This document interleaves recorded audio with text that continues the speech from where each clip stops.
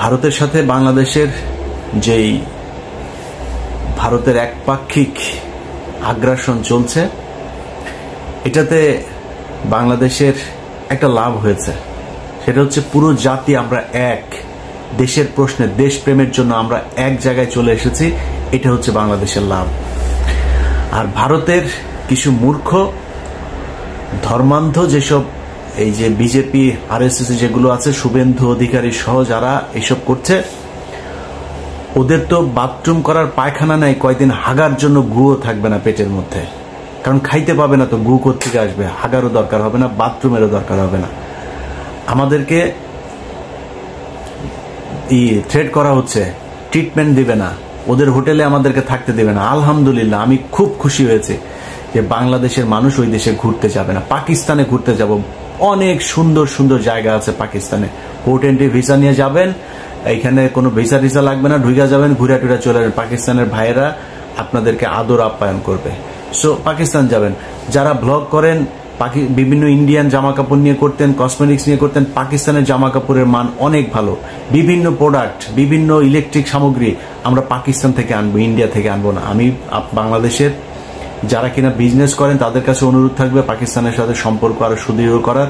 Guarantee দিলাম, এই বাংলাদেশের উপরে যদি কোনো বিদেশি আগ্রাসন, যে কোনো পৃথিবীর যেই দেশেরই আগ্রাসন আসুক, সবার আগে বাংলাদেশের মানুষের সাথে পাকিস্তান দাঁড়াবে।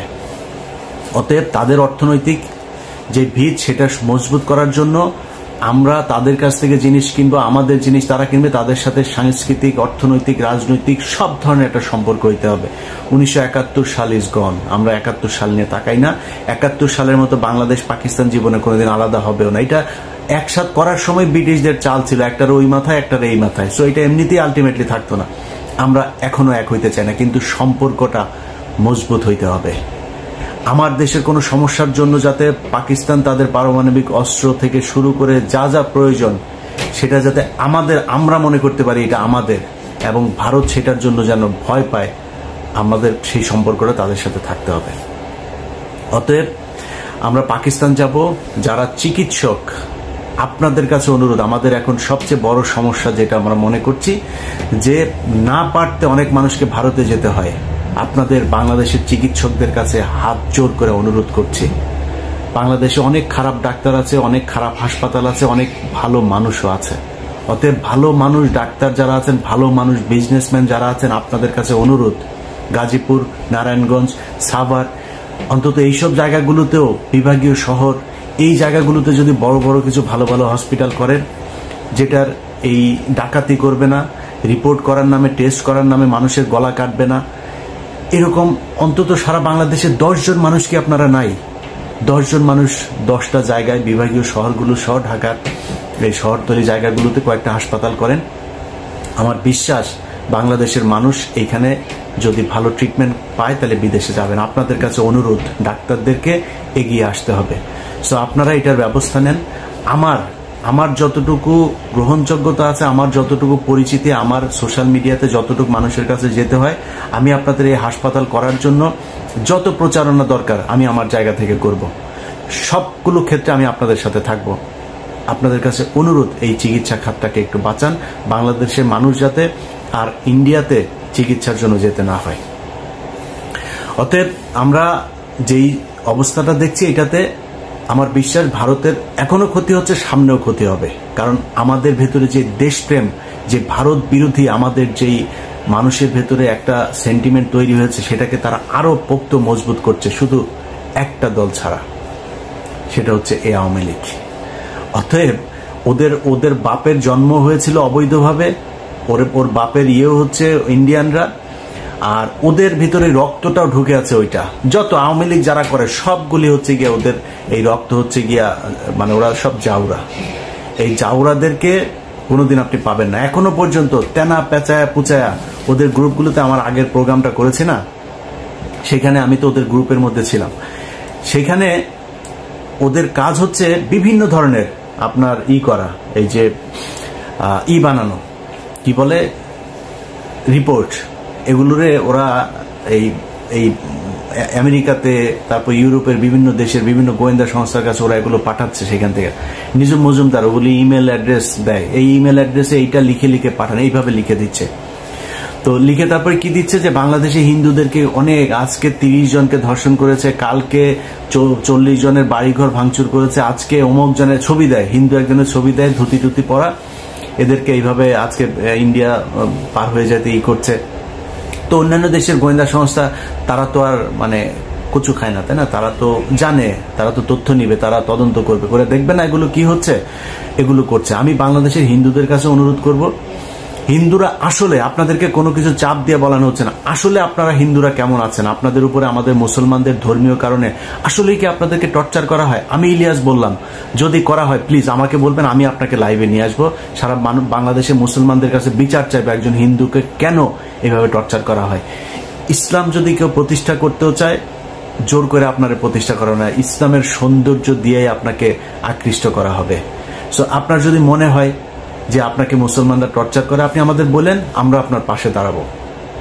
আমি কথা দিচ্ছি, অনেক মানুষ হয়তো মনে করেন আমি খুব হিন্দু বিদ্বেষ, আরে ভাই আপনার বিদ্বেষ দিয়ে আমি কি করব? বাংলা পৃথিবীর মধ্যে 180 কোটি 200 কোটি মুসলমান, এত মুসলমান দরকার নাই তো ভাই, বহুত মুসলমান আছে, মুসলমানরাই ইসলাম পালন করেন। আপনি হিন্দু কোন ধর্ম পালন করলেন আমার সমস্যা আছে না, আপনি আপনার ধর্ম করেন ভাই, আমি আমার ধর্ম করব।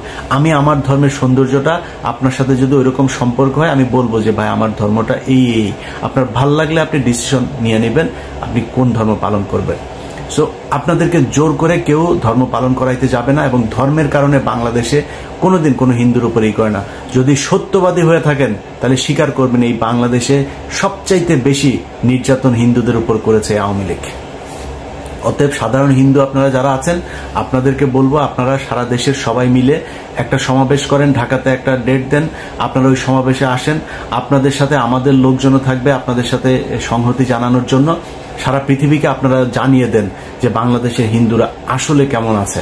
তারা ভারতের বিভিন্ন গণমাধ্যম দিয়ে সবচাইতে স্পর্শকাতর একটা খবর, আমি সেটা করতে পারি নাই, সত্যতা যাচাই করতে পারি নাই, তাদের ওইখানে লেখালেখি হচ্ছে ডেইলি স্টারকে, ডেইলি স্টার যেহেতু ইংলিশ পত্রিকা, ওদের ওইখানে কিছু পত্রিকা নাকি তারা ছাপছে, যেটা তাদের ছাপাখানায় এটা করা হচ্ছে, যেটা বাংলাদেশে যেই কপিটা যাচ্ছে ওই কপিটা না, আলাদাভাবে তারা 100 করে কপি ছাপছে, যেই কপিগুলো পৃথিবীর বিভিন্ন জায়গায় দিচ্ছে। ওই কপিগুলোর ভেতরে তারা এই হিন্দুদের উপরে খুব টর্চার হচ্ছে, সব ঠিক থাকছে, এই দিকের পেজ ওই দিকের পেজ সব ঠিক রেখে শুধুমাত্র হিন্দুদের কিছু নিউজ, এই সংখ্যালঘুদের উপর নির্যাতনের কিছু নিউজ সেখানে ঢুকিয়ে দেওয়া হচ্ছে। ওই কপিটা তখন পাঠিয়ে দেওয়া হচ্ছে। এখন একটা ইংলিশ পত্রিকার যখন মূল কপি আপনাকে প্রিন্ট কপি যখন দেওয়া হবে, তখন তো একটা দেশ বিশ্বাস করবে, ও আচ্ছা ডেইলি স্টারের মতো পত্রিকা এটা বলেছে, তাহলে তো বোধহয় এটা সত্যি। এটা করা হচ্ছে, আমি মনে করি গোয়েন্দা সংস্থার এটা যাচাই করে দেখা উচিত। আমি লাস্ট প্রোগ্রামে যেই স্ক্রিনশট, ওইখানে অনেকের ফোন নাম্বার আছে। লেফটেন্যান্ট কর্নেল রেদওয়ানকে শুনলাম গ্রেপ্তার করা হয়েছে, জেড খান পান্না তাকে গ্রেপ্তার করা উচিত। যে ফোন নাম্বারগুলো, বাংলাদেশি ফোন নাম্বারগুলো যেখানে দেওয়া আছে, অনেকের ছবি অনেকের ভিডিও সেখানে প্রচার করা হয়েছে, আপনাদের উচিত তাদেরকে ধরে জিজ্ঞাসাবাদ করা। পরবর্তীতে আমরা 10 তারিখের একটা ষড়যন্ত্রের কথা 8 তারিখে প্রচার করেছিলাম, 30 তারিখেরটা 29 তারিখে প্রচার করেছিলাম। সামনে হয়তো এরকম অনেক কিছু হবে, সেটা আমি জানবো না, প্রচার হবে না, প্রকাশ পাবে না, তখন তারা একটা বিশৃঙ্খলা তৈরি করার চেষ্টা করবে। সো আমি মনে করি যে আপনাদের উচিত এই বিষয়গুলো খুব, গোয়েন্দা সংস্থার বিশেষ করে এই ব্যাপারে তৎপর হওয়া উচিত। তারা কি করছে, এই কারা কারা ছিল, এই নাম্বারগুলো কাদের কাদের, তাদেরকে ধরা উচিত। তো যাই হোক, আমরা অনেকের কাছেই শুনি যে বর্তমান সরকারের সময়ও আমরা অনেক সমালোচনা করছি। এই সমালোচনা কেন? আমি আমার কথা বলি আর কি, আমি আসলে কোনো দলের কাছ থেকে সুবিধা পাওয়ার জন্য এই 5 বছর এত ঝুঁকি নিয়ে এত কিছু করি নাই। এখন আমি ধরেন ডক্টর আসিফ নজরুলের বিরুদ্ধে কথা বলেছে, আমি বিএনপির ফখরুলের বিরুদ্ধে কথা বলেছে। এখন আমি যদি বাংলাদেশে যাই, আমার কি করবেন? আমারে মানে মেরে ফেলবেন, আমার জেলখানায় নিয়ে ঢুকাবেন না তো। আওয়ামী লীগের সময় তো এর চেয়ে ভয়ঙ্কর অবস্থা। আমি বাংলাদেশে যাওয়া মানে আমি ডেড, মানে শুধু মারা যাওয়াই অন্য জিনিস, মানে মারা যাওয়ার আগে যে আমার উপরে কত টর্চার চলতো সেটা আপনারা অনুমান করতেই পারেন। ওই সময় ভাই কথা বলেছি, আর এখন আমারে কি করবে বাংলাদেশে গেলে, কিসের জন্য কথা করতে হবে, আপনারা ভয় পাইতে হবে। সো আমি মনে করি ফখরুল ইসলাম কিছু কথা বলেছে, এই কথাগুলো বিএনপির কথা না, কারণ বিএনপির তারেক রহমানও এই কথা কোনোদিন বলে নাই, বিএনপির কোনো সাধারণ কর্মীও এই কথা কোনোদিন বলে নাই। সো এই মির্জা ফখরুল ইসলাম আলমগীরের অনেক কথাবার্তা, এগুলোকে ঠিক করতে হবে। ইসকনের ব্যাপারে, ইসকন নামটা মুখে আনতে আপনার মির্জা ফখরুলের মনে হয় লজ্জা লাগছিল, তার খালি মায়া লাগে আওয়ামী লীগের জন্য। বিএনপির কর্মীদের উপরেও সে চড়াও হয়, বিএনপির কর্মীরা একটু স্লোগান দিলে সে স্টেজে খেপে যায়, তার সাথে কেউ একজন দেখা করতে গেলে সে খেপে যায়। সো মির্জা ফখরুল ইসলামের প্রীতি হচ্ছে আওয়ামী লীগের সাথে, বিএনপির সাথে বা বাংলাদেশের জাতীয়তাবাদী শক্তি যা তাদের সাথে না। অতএব তাদের ব্যাপারে আমাদের সমালোচনা থাকবে। এই সমালোচনা কেন? একদম স্পষ্ট পরিষ্কার। কেউ যদি প্রথম আলোকে বাঁচাইতে আসে, কেউ যদি ইসকনকে বাঁচাইতে আসে, কেউ যদি আওয়ামী লীগকে বাঁচাইতে আসে, সেটা করতে দেওয়া হবে না। অনেকে মনে করতে পারেন যে ভাই বিএনপির সমস্যা না হইলে আমার সমস্যা কি? আমার ব্যক্তিগত সমস্যাও আছে। এই বাংলাদেশে যদি নাকি আওয়ামী লীগ আবার ফিরে আসে, তাহলে মির্জা ফখরুল ইসলামের আগে আমার বাড়িতে ভাঙচুর করতে যায়, আমার পরিবারের মানুষের উপরে নির্যাতন হবে, এটা আমার মাথায় আছে। সো আমার সমস্যাটা মির্জা ফখরুলের চাইতেও বড় সমস্যা। মির্জা ফখরুলের মতো এরকম নাম ধরে ধরে বিএনপির বলতে পারি যারা আওয়ামী লীগের কাছ থেকে এই সরকারের 15 বছর টানা টাকা নিয়েছে।